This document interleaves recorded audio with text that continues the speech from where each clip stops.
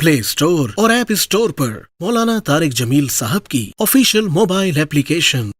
माँ बाप भी जब समझाते हैं तो डांट डपट के, हमारे उस्ताद कारी भी जब समझाते हैं तो माशाल्लाह डंडे मार मार के, डंडे में भी तेल लाया होंगे चंगी तरह टिक के पवे। मैंने तालिब साहब जो हमारे सुबनेंट थे सेंट्रल मॉडल स्कूल में, सबसे ज़्यादा मैंने उनकी मार खाई। वो ऐसे टका के मारते थे ना, एक हाथ यहाँ रखते थे और इतना बड़ा होता था सेफ जिसमें वो सोटी पड़ी होती थी। और खालिद मेला मेरा जिगरी यार, 55 साल से मेरी उसके ज़िम्मे होता था डंडा निकाल के लाना, तो डंडा लाने वाला मेरा यार होता, और वो ऐसे अंदर उतर जाता था वो डंडा, और हमारी हाय हाय होती थी। लेकिन वो एकदम फिल्म देख कर आए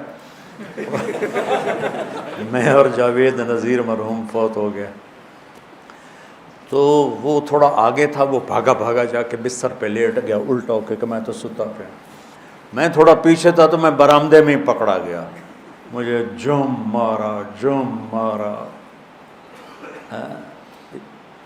अभी बयान करके मुझे ज़रबें याद आ रही हैं।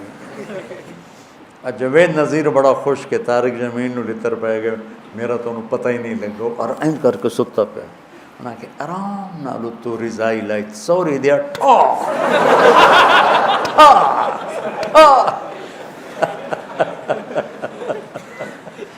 ये बहुत गलत तरीका है, बहुत गलत तरीका, पता नहीं कहाँ से आ गया। दीनी मदरसों का भी यही हाल है, और ये स्कूलों का भी यही हाल है, और माँ बाप का भी यही हाल है कि माँ बाप अपनी बात उतारना चाहते हैं डंडे के साथ, शिद्दत के साथ, सख्ती के साथ। कई दफ़ा मेरे पास मासूम बच्चियाँ बच्चे जो वो मेरे नंबर, मेरा पर्चा अच्छा नहीं हुआ, अब मेरे नंबर थोड़े आएंगे, मेरे माँ बाप मुझे बहुत डांटेंगे, मैं क्या करूँ? मैंने कहा पुत्र मैं क्या करूँ, कोई दम ज़रूर पड़ा, कोई तो तावीज़ दे माँ। वो नादान माँ बाप हैं जो बच्चों को कम नंबर आने पर डांटते हैं। इन वालदैन ने अपनी सबसे कीमती दौलत बर्बाद कर दी, ए पर, बी पर, सी पर। इसको तालीम थोड़ा ही कहते हैं, तालीम तो समझ का नाम है, रट्टा लगा के पढ़ लेने का नाम तो तालीम नहीं है। हमारा दोस्त था अनपढ़, और वो बहुत बड़ा कारोबारी, समझ का ताल्लुक़ पढ़ाई से नहीं, तो उसने कपड़े के शर्ट्स की दुकान खोली। तो उसकी बीवी पढ़ी लिखी थी, उसने कहा देखो 1 shirt for 1 pound and 3 shirts for 2 pound, ये तू याद कर ले, जोड़ा गा कब तो ये आखना है। ठीक है। अब एक औरत आई, वो रास्ता भूल गई थी, वो उसके स्टोर में आ गई, उसने रास्ता पूछा कि एजेक्स का रास्ता किधर है? उनका 1 shirt for 1 pound and 3 shirt for 2 pound. उसको हैरान होकर देखने लगी, उसने फिर अपनी बात दोहराई, ऊपर कहने लगा 1 shirt for 1 pound 3 shirt for 2 pound. वो हंसती बाहर गई, एक बंदरू लेके आई, उसने उसको बताया, तो उसने कहा ये तुमसे शर्ट नहीं खरीद रही, ये भूल गई है, तुमसे रास्ता पूछ रही है, और तुम मुझे 1 शर्ट फॉर 1 पाउंड बता रहे हो। तो ये कह रही है कि इसे कहो मेरे घर आ जाया करे, मैं इसे मुफ्त में अंग्रेज़ी पढ़ा दूँगी। तो हमारे जो आजकल के वालिदैन हैं ना, वो ऐसी तालीम के पीछे डंडे उठा के खड़े हुए हैं कि बस तेरा इतने ए आने चाहिए, ए आना। अच्छे इंसान बने, रिस्क यहाँ लिखा है, डिग्रियों पे नहीं लिखा हो। हमारे वालिदैन ने बच्चों को मरीज़ बनाए थे, उन्होंने डिप्रेशन में का शिकार कर दिया, प्रेशर डाल डाल के। हमारे वालिदा ने पढ़ाया से पर प्रेशर नहीं डाला, क्योंकि हम तो हॉस्टल में रहते थे। एक दफ़ा गवर्नमेंट कॉलेज लाहौर माशाल्लाह मेरे 1000 में से 90 नंबर आए।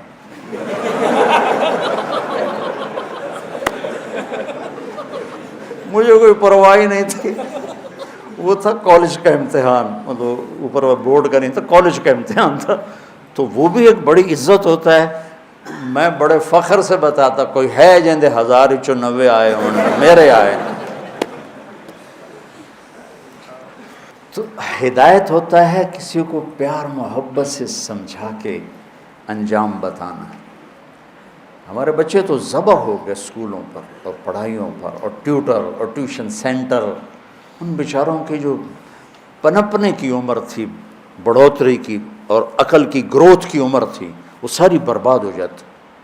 تو جو یہ سر نکالتے ہیں نافرمان ہوتے، چونکہ ان کے جو نیورونز ہوتے ہیں وہ 3 سال کی عمر میں اسکول جاتے ہیں، وہ جلنا شروع ہو جاتے ہیں، اسی میں پیچھے سے کرنٹ زیادہ آ جائے تو یہ پھٹ جائیں گے، ٹوٹ جائیں گے۔ جب 3-4 سال کے بچے پر کتابوں کا بوجھ لادا جاتا ہے، پھر ماں باپ کا پریشر ہوتا ہے، تو ان کے نیورون کہتے ہیں دماغی سیل، وہ جل جاتے ہیں، پھٹ جاتے ہیں۔ پھر جو بڑے ہوتے ہیں نہ ماں باپ کی سمجھتے ہیں نہ کسی اور کی سمجھتے ہیں، وہ اپنی کرتے ہیں، اپنی موج میں ہوتے ہیں۔ ہدایت محبت سے، پیار سے کسی کو بتا دینا، آگے وہ لے لے تو ٹھیک ہے، نہ لے تو میرا ذمہ ختم ہو گیا۔ ھذا بلاغ للناس۔ یہ قرآن چونکہ عربوں پہ اترا ہے، ان کی زبان میں اترا ہے، ان کی معاشرت کو سامنے رکھ کے اترا ہے، تو ان کے اندر میں اتر گئی بات۔ ہدا سمندر میں پہاڑ کی اس چوٹی کو کہتے ہیں جو پانی سے باہر نکلی ہوئی ہو اور چمکدار ہو، سورج کی شعاعیں پڑنے سے چمکتی ہو۔ اس زمانے میں کمپیوٹر نہیں، مشین نہیں، بادبان کشتی ہیں، رات کو سفر کرتے تھے تاروں کو دیکھ کر، تاروں کی مدد سے سمت طے کرتے تھے، یہ مشرق ہے مغرب ہے۔ صحرا میں اب بھی آبادی ہے، سعودی کے، قطر کے، تو میں نے ایک بدو سے پوچھا جو صحرا میں رہتا ہے کہ تم لوگ تو ریت ہی ریت، راستہ کیسے پہچانتے؟ وہ ایسے چلتے ہیں جیسے لکھا ہوتا ہے لاہور 90 کلومیٹر، اس طرح چلتے ہیں ریت۔ تو کہا ہم ستاروں کا علم جانتے ہیں، ہم ستاروں کو دیکھ کے چلتے، پر دن میں وہ اتنا ہمارے اندر ہوتا ہے کہ ہم اس کے مطابق چلتے رہتے۔ رات کو چلتے تھے ستاروں کو دیکھ کر، اور دن میں چلتے تھے ان روشن چوٹیوں کو دیکھ کر کہ یہ جگہ جگہ تھیں، اور انہوں نے ان کو متعین کیا تھا، یہاں سے جدے مڑنا ہے، یہاں سے یمبو مڑنا ہے، یہاں سے عدن مڑنا ہے، یہاں سے عقبہ مڑنا ہے۔ تو وہ ان نشانیوں کو اگر کھو دیتے تھے تو بھٹک جاتے تھے، اور اس زمانے میں کوئی مواصلات نہیں تھے کہ بھئی ہم بھٹک گئے ہماری مدد کو پہنچو، ایسا تو پھر وہ کشتیاں برباد ہو جاتی تھیں۔ تو ہدا یہ زندگی کے سمندر میں وہ روشن چٹان ہے جو انسانی کشتیوں کو راستہ دکھاتی ہے کہ یہ روشن چٹان ہے اور یہ زندگی کا سمندر ہے، اور یہ طارق جمیل ایک کشتی ہے اور اس سے راستے کی تلاش ہے۔ تو اللہ کہتا ہے اس چٹان کو سامنے رکھ، یہاں سے تیرا راستہ دنیا کی عزتوں کو بھی جاتا ہے اور آگے جنت کو بھی جاتا ہے۔ وہ کیا ہے؟ یہ ہے وہ کتاب، ہدن للمتقین۔ سورہ فاتحہ میں ہم نے کہا یا اللہ ہمیں وہ چٹان دکھا، یہ عربوں کے معاشرت کے لحاظ سے ترجمہ کر رہا ہوں، ویسے تو ہدایت ہے سیدھے راستے کی رہنمائی فرمانا، پیار کے ساتھ، نرمی کے ساتھ۔ اوے نماز پڑھ، یہ بھی ہدایت کا راستہ، میرے بھائی آپ نماز ادا فرما لیں۔ تو یہ ہدایت، پہلی ہدایت نہیں، پہلا سوٹا ہے، دوسری ہدایت کا راستہ دکھانا ہے پیار محبت سے۔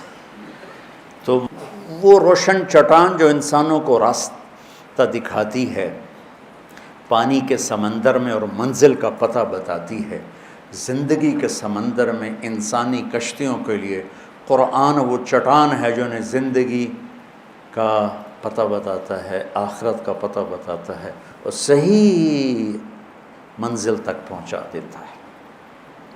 جب اللہ نے ہم نے اللہ سے دعا مانگی یا اللہ میں ہدایت دے، تو اللہ نے ہماری دعا قبول کر کے فرمایا الف لام میم ذالک الکتاب لا ریب فیہ ھدی للمتقین۔ لو بھی تم نے مجھ سے ہدایت مانگی تھی نا، تو لو یہ کتاب آ گئی، یہ ہدایت کا ذریعہ ہے، یہ ہدایت کا سامان اور سبب ہے۔